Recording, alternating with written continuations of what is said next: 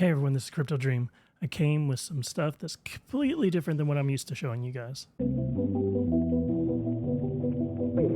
1, 0. Evidence of crypto usage by ISIS is mounting, TRM Labs. This is by Carolyn Lyons, 17 hours ago on July 23rd, 2023. The article states, published on July 21st, the report indicated that there is a mounting on-chain evidence from the past 12 months that pro-ISIS networks in Pakistan, Indonesia, and Afghanistan have utilized cryptocurrency to help facilitate operations. On July 21st, Cointelegraph covered a presentation by Tara Anderson. She noted criminals were shifting away from Bitcoin in favor of stablecoins. One reason they might be uncomfortable with Bitcoin is pseudonymous, which means it can somewhat be tracked if you have a wallet. The wallet's able to be tracked and all the transactions part of it.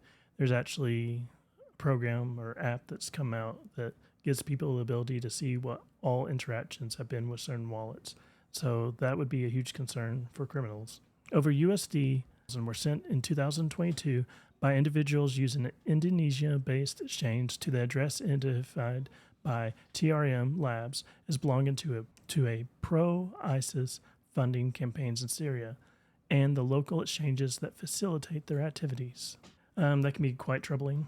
I mean, if you have ever heard of ISIS, you know the dangers these people have done. I mean, they've done to people of certain religions. At least in the news, it's been just the most disgusting thing I've ever seen. All transfers were made using USDT on the Tron network in increments of 10,000 TRM row. ISIS using crypto is very uncomfortable. It's not something we necessarily desire in the world that we live in. We know that if they're not using crypto, they're using cash, which is less traceable. Now, if they're using credit cards or if they're using bank wires, wire transfers, they're somewhat traceable. Obviously, they don't want to use Bitcoin because, as Silk Road had learned, eventually, once people know the addresses and who's used them, it's all traceable. When we look at inmates in the United States, obviously inmates have access to certain funds. They can labor and still accrue money to purchase certain items. It's a pretty basic human right, even for our criminals. In my opinion, not financial advice for any of this. I'm not a lawyer. I'm not a criminal. I don't study criminology. I don't have any degrees. But to me, being able to access money and being able to purchase things is as near to breathing.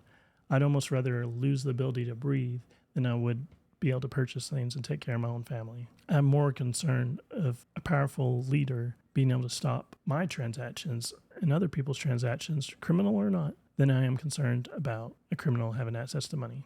And I know how bewildering that can be for most people. But if you believe in decentralization, you have to believe that everyone should have access to it, that no one should control money as a whole. He who has the gold makes the rules. So I think we need to acknowledge the dangers that elites, powerful people, politicians, whatever you want to call it, if they control money entirely, it's more dangerous than anything. Monopolies. We don't like monopolies in America, supposedly, even though we got BlackRock, Vanguard, and all the rest. We all remember the protests when it came to with the truckers. We know that certain politicians, did their best to shut it down. They shut down GoFundMe, and they pretty much outlawed any access for them to have money through banks, through GoFundMe, through crypto. They did everything they could to stop it. I don't care where you sit on that, but the ability of them to shut down huge groups of people who are trying to protest is a huge threat to freedom to me, and it's not something I can stand beyond. You might say, Crypto Dream, we're not talking about truckers, we're talking about actual terrorists, people harming people. Correct. If England had the ability to shut down all finances to America, we would not be a country today. Just a fact. What one person considers a terrorist is another person's freedom fighter. Let's go back to this article. Here we go. Through blockchain tracing, TRM Labs identified the flow of funds and notified the exchange used by the group for cashing out their funds. The exchange then alerted local authorities, resulting in Turkish authorities arresting a senior ISIS fundraiser on June 22nd. So even with crypto, even with decentralization, the ability to trace is possible. So even if you want to argue that this is to stop criminals, you can also argue that the ability to trace criminals is equally important, if not more. Because if people, even if you eliminate some access, they can have access to other things, and it might be more difficult, might not be as fast. Like I said, cash is transferable, untraceable. It noted while Bitcoin was once an exclusive currency for terrorist financing, by 2022, Tron was used for 92% of terrorist financing. I'll leave you with this, and you can decide and blast me in the comments. Would you rather have evil people have access to money, or would you rather have rich, powerful people be able to shut down people's access to money? Powerful people, if they can shut down people that talk bad about them, they'll do everything in their power. And if it's not the person in power now, it's the person down the road.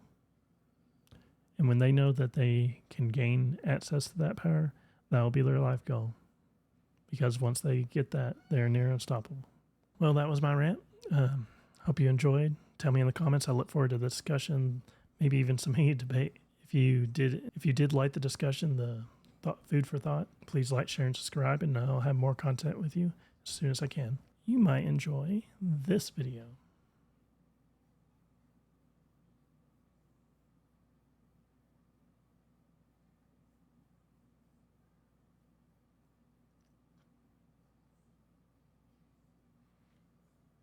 Thank you for your time.